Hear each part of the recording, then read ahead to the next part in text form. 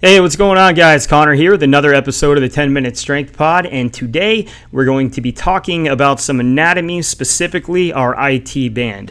So the IT band has, I guess in popular culture, it gets talked about quite a bit. I hear people in the general population talking about the IT band all the time, and a lot of that has to do with the fact that it tends to become an issue when we run distance. And you got a lot of distance runners out there. You know, they know what the IT band is, but most people don't understand what its function is. So the IT band is a big kind of force transfer. We're going to look at a slide of it in a minute to kind of show you what it looks like, where it sits, what it attaches to, all that kind of stuff. But it's meant to distribute force from the lower extremity into the upper extremity, or from the upper extremity into the lower extremity, whatever we happen to be doing at the time. But we'll say lower to upper just due to the fact that we ambulate on our feet and we walk around on our feet and not our hands. The IT band starts off when we're young, like very little, relatively pliable, and it's been theorized that over time it actually becomes a lot more thick and a lot more taut, and that's due to the fact that we walk and we crawl when we're little, and we start sprinting, running, jumping, and all of that as we get older. It becomes a little bit thicker just as an adaptation to living, and even more so to playing sport. So the IT band gets blamed for pain at the knee sometimes, and it shouldn't be, right? The IT band is a very thick, almost tendon-like thing that comes off of a couple structures in the hips and attaches to the knee. It's not something that can be stretched, and it's not something that can be rolled out. There are some techniques that we can use that can break up some of the adhesions that develop there, but for the most part, you cannot lengthen it. There's nothing you can do to lengthen your IT band. Now, I remember when I was getting my undergraduate degree at the University of South Florida, we had cadaver lab, and I can remember, like, before we actually got into the lab, we were taking lower extremity, and I remember having a conversation with one of my professors where he said you cannot stretch or roll out your IT band. It just won't work. And I'm sitting there thinking, like, I've been lifting for, 8 years at that point, and thinking to myself, well, I roll out my IT band all the time. Like, this guy's stupid, right? And we got into cadaver lab, and I can remember sitting there as we dissected these humans. We got to see the IT band, and it is a very thick, almost like I'm having a stroke here. If you tried to take like fish skin and pull it, that's what it would be like. It's very hard. It's not something that's pliable enough to be able to create any realistic changes in. So, again, that's what the IT band is. We'll actually take a look at it here. If you're watching, if you're listening, you won't really be able to see it. But here it is, right? So this is the IT band. It starts up here on the hip. It attaches to the glute and what's called your TFL, and that's actually what we're going to be talking about for the majority of this podcast today is your TFL. That is short for tensor fascia lata. All right, probably a muscle you've never heard of before, but it can cause a lot of issues. And they both, the IT band attaches to both of those, and it actually comes down here to the knee to something called Gerdy's tubercle, and that's on the lateral anterior aspect of your tibia. So in layman's terms, the front outside part of your shin bone. All right, so that's where it attaches right down here, goes all the way up to the hip, and that's what it looks like.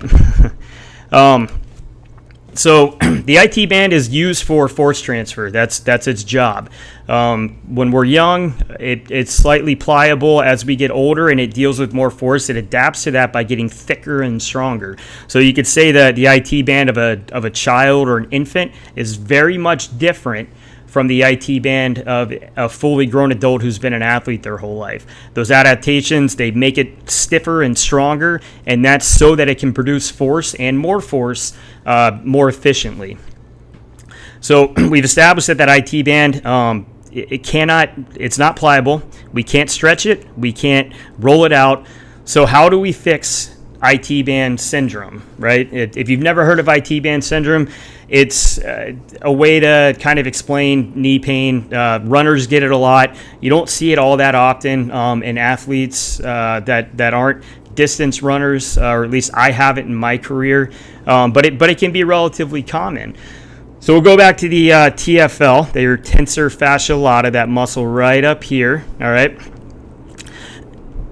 It can get locked down, and since that's one of the two muscles that are going to have some kind of effect on the IT band, you can make the argument that 9 times out of 10, that's going to be the issue. So our glutes don't tend to get overly tight. Like, it's just not something that happens. You know, you never heard somebody needing to roll out their glutes because they get overused. Most people's glutes don't fire or work the way they're supposed to. And when we're training, people will actively avoid hitting depth and positions that fire their glutes. So the TFL is the culprit. So if you look up at it, it's this little 15 centimeter muscle right here. It assists in a couple things. So it helps to abduct the hip. So abduct would be like if these are your legs, making your leg do that. It helps to abduct the hip, and it helps to internally rotate the hip. That's its main function, is internal rotation. But one of the kind of lesser known things that it does is it actually assists in hip flexion. And it assists in hip flexion to a very high degree when your hip flexors are overly locked up. So we're talking about our rectus in particular, but also like our psoas complex. When those get locked up, we get less efficient at hip flexion, and this muscle helps. Not its main function. It's not even really something that it's supposed to do, but it takes over a lot of those responsibilities. Now, this muscle is only 15 centimeters in length on average. 15 centimeters, that's about 5 inches. It's not very big. In contrast, you look at your rectus and your psoas, and they're a foot long or so.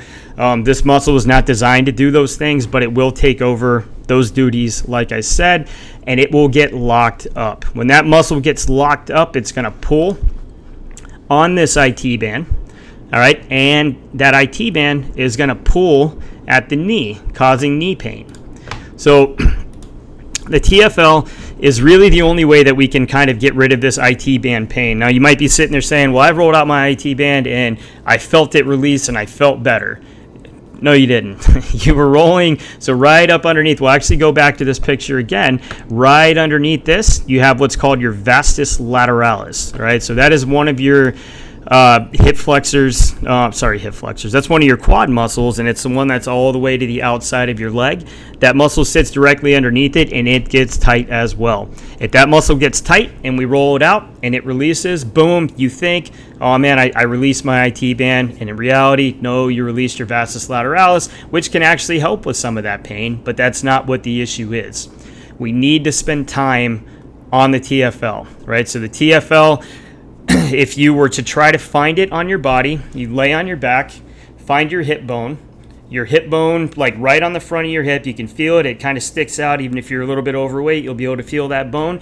And now what I want you to do is take your toe and point it towards your other foot. So you're going to internally rotate your hip, and you will feel that muscle fire, all right? And it's not that big. Again, you'll feel it when you internally rotate the hip. The way that we can release this muscle is typically either tennis ball, golf ball, or lacrosse ball, and laying on that muscle.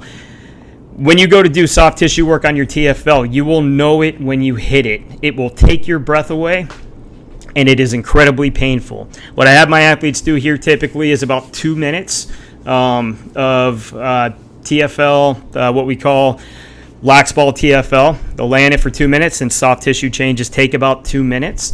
We'll do both sides, and typically after that, we'll go through a couple stretches. Again, this is a tough muscle to stretch, but we'll go through some stretches and help alleviate some of that pain. And like magic, that knee pain goes away if they're having any. So TFL is the issue when it comes to IT band syndrome or IT band pain. It is not your IT band. You cannot stretch it. You cannot roll it out. There's nothing you can do to lengthen your IT band. It just can't happen. It's physically impossible. Your TFL is the culprit. If we can get in there and roll out the TFL, right, and we can release it, we're going to get a lot less pain in that space. Now, what causes this TFL to get tight, right? Who's a candidate for somebody that's going to have a tight TFL? Well, distance runners. Distance runners are one. It's a lot of volume to go for a distance run. Every time you take a step, you're having to transfer upwards of I don't know, 1 to 3 times your body weight, right? So if you weigh 200 pounds, that's 600 pounds every time your foot hits the ground. That's a lot of stress for that IT band into that TFL. That can be an issue. I see it all the time in my hockey players and my tennis players, and the reason for that is they play their sport in a hinged position. Hinge just means the butt's back, you're kind of sat back in your hips. They play the entirety of their game like that. Hockey more so, and with hockey you have the added benefit of the fact that you have what are weights on your feet and skates, so it actually makes that worse. What that does is that shortens your hip flexors, and then your TFL has to take on added responsibility of that hip flexion. So the muscle is going to lock down. It's going to create that pain in the IT band, that what feels like tightness in the IT band, which is going to create that pain at the knee. And again, the way to kind of get through that and work through it is to do some soft tissue work on the TFL.